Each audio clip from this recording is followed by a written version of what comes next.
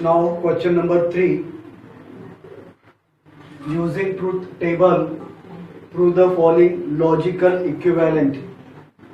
So in this there are two statements, P, two-way implication Q, and second statement pattern is negation bracket round bracket P or Q and negation in bracket P and Q round bracket close square bracket close. So to prove this logical equivalent, we have to construct the truth table of statement pattern P two-way negation Q and negation bracket round bracket P or Q and negation bracket P and Q bracket square bracket. तो ये logical equivalent prove करने के लिए हमें ये दो statement pattern, एक statement pattern ये और दूसरा स्टेटमेंट पैटर्न ए, ये दोनों का ट्रूथ टेबल कंस्ट्रक्ट करना होगा.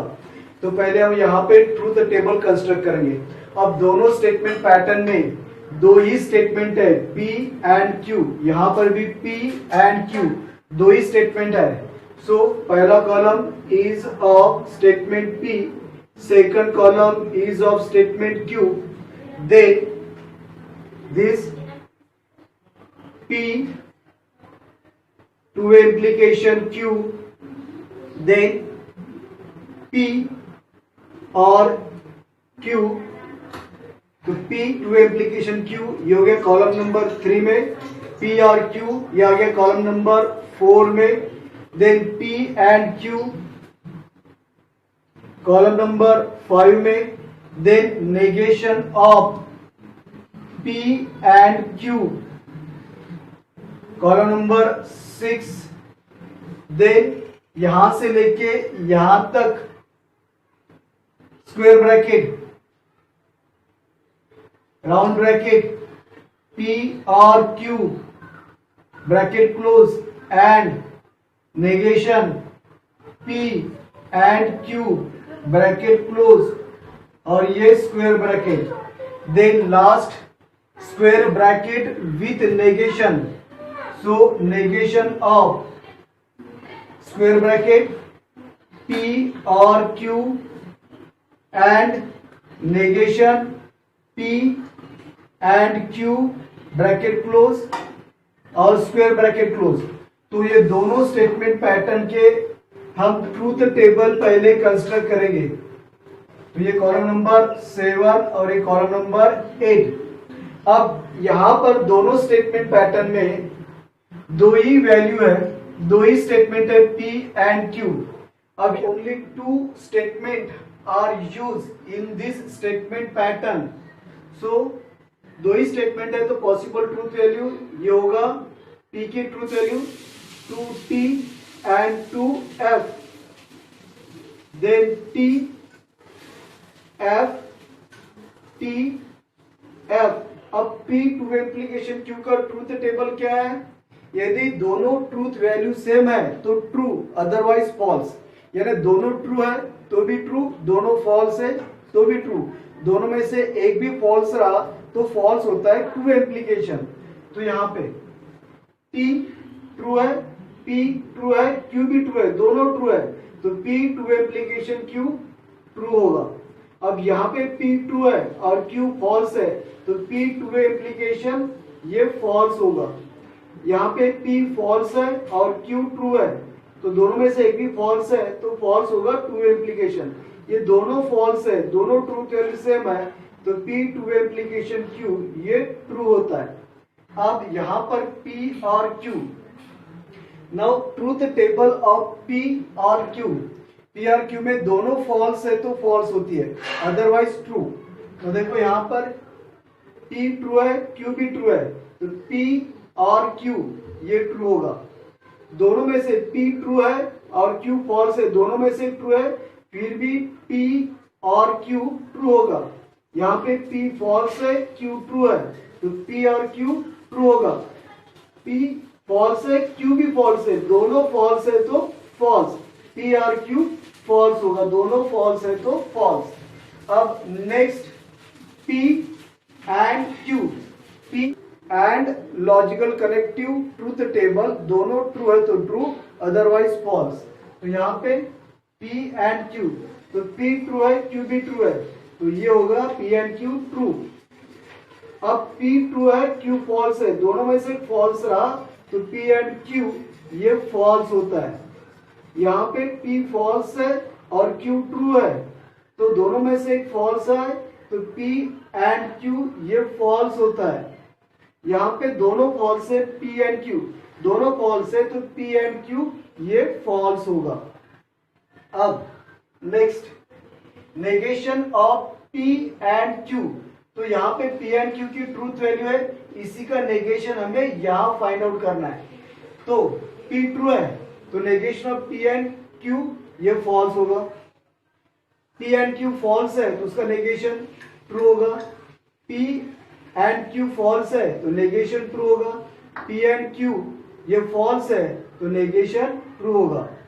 अब कॉलम नंबर 7, अब यहाँ पे कॉलम नंबर 7 P और Q, इसके लिए हम ट्रूथ वैल्यू यूज करेंगे कॉलम नंबर 4 की।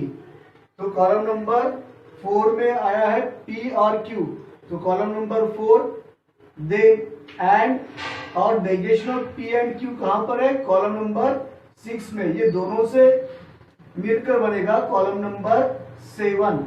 तो देखो P और Q कहां पे है, यहाँ पे, तो P और Q क्या है, ट्रू है, P और Q ट्रू है, and negation of P and Q ये देखो, तो यहाँ पे एंड रिलेशनशिप रहेगा कॉलम नंबर 4 और कॉलम नंबर 6 में।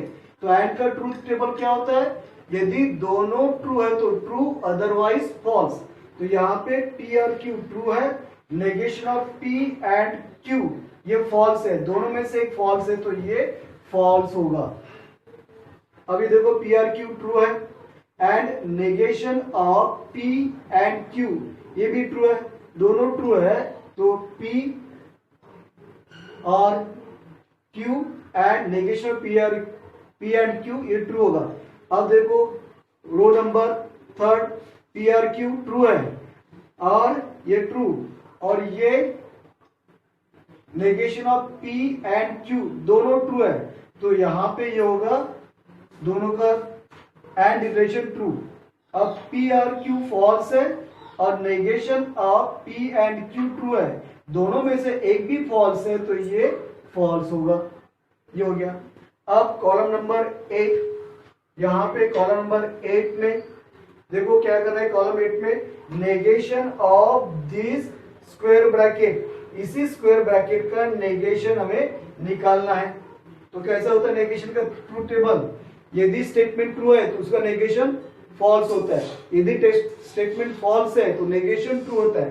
तो देखो ये स्क्वायर ब्रैकेट यहाँ पे फॉल्स है, तो उसका नेगेशन ट्रू होगा। यहाँ पे स्क्वायर ब्रैकेट ट्रू है, तो उसका नेगेशन फॉल्स होगा। यहाँ पे ट्रू है, तो उसका नेगेशन फॉल्स होगा। ये फॉल्स है, तो उसका नेगेशन ट्रू होगा। अब ये हो गया दोनों स्टेटमेंट पैटर्न का ट्रूथ टेबल। अब यहाँ पे P टू एप्लीकेशन Q, ये पहला स्टेटमेंट पैटर्न, ये कहां पर है, कॉलम नंबर 3 में, कॉलम नंबर 3 में, and negation square bracket round bracket P और Q and negation P and Q bracket close square bracket close, ये कॉलम नंबर 8 में। अब कॉलम नंबर 3 और कॉलम नंबर 8 की ट्रूथ वैल्यू हम check the truth values of first statement जो column number 3 में है और सेकंड स्टेटमेंट जिसकी ट्रूथ वैल्यू कॉलम नंबर 8 में है। तो देखो P टू एप्लीकेशन Q दोनों ट्रू है, दोनों ट्रू है पहले, देन दोनों फॉल्स है, थर्ड रो में दोनों फॉल्स है और फोर्थ रो में दोनों ट्रू है। तो ये statement pattern P to implication Q and negation of this square bracket, ये दोनों के ट्रूथ वैल्यू सेम है, यहां पे हमने दिखाया है। तो यहां पे एज यहां लिखेंगे हम फ्रॉम कॉलम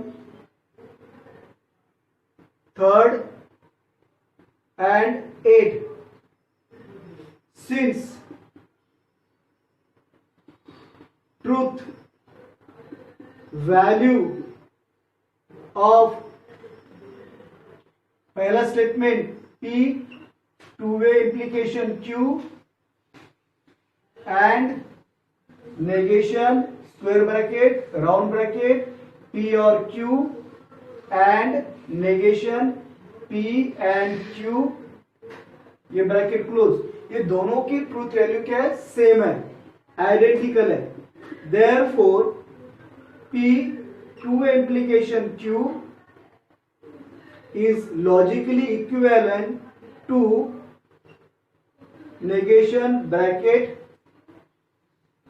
P और Q bracket close and negation P and Q, ये दोनों स्टेटमेंट पैटर्न लॉजिकली इक्विवेलेंट होंगे।